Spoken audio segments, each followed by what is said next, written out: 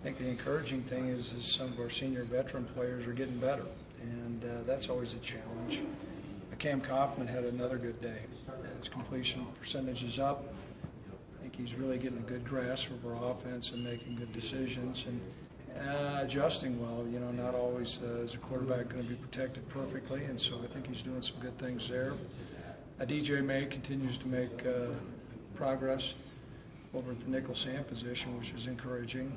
And Eddie Yarborough, that showed some great bursts. You know, he's leaned his body out this summer. And so anytime you have senior veteran players that continue to get better, that's always a good sign. Typically, it's been my experience that when your seniors finish off with their best year of college football, that's a great indication that you're trending the right way, and it's an indication of their attitude.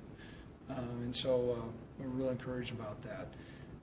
I don't think anybody was injured today. Josh Tapscott didn't finish practice. He was ill, so we must have some bug running through our team.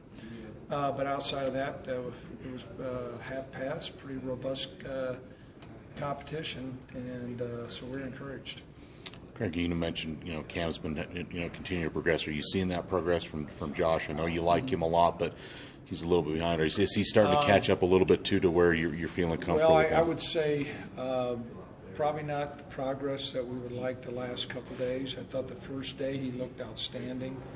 And today, a couple picks, and so that's discouraging. Some of it, some of the receivers' routes, but we've got to take care of the football better. He's certainly making progress, but maybe not to the point we'd like. And some of that's just that, he's just not a mature, experienced player, but we're going to continue to push and work with him. Are you seeing any separation in your young secondary, whether it's at safety or at corner, of guys maybe separating themselves on the depth chart yet? Again, I know we're only 3 days in, but. Well, the safety position is going to be really important. They're all important positions, but Adam Pelpo's playing well. I think Andrew Wingard's shown some good signs, and for a young freshman is further along than most freshmen we've had, which is encouraging. Over at the other spot, I think the two freshman corner, Antonio Hall and Davion Freeman, are finding their way. But Anthony McCrancy continues to go out there and battle and do everything that he's supposed to do, so we're encouraged about that. Coach, you mentioned DJ. What's his transition been like, and what have you liked from him? Well, first of all, he can run under 4 or 5, and he plays that way. He plays at that same type of speed, and sometimes the transition from a guy playing running back over to defense, you don't see that field speed, and we've seen that field speed many times. If there's a play that pops, all of a sudden he's a white blur with his white jersey running, and those are things that we were deficient last year. When a play would pop as opposed to being a 6-yard gain, it turned into a 25-yard gain. And so beyond effort, just speed and athleticism. And, so he's continuing to learn. He's taken the role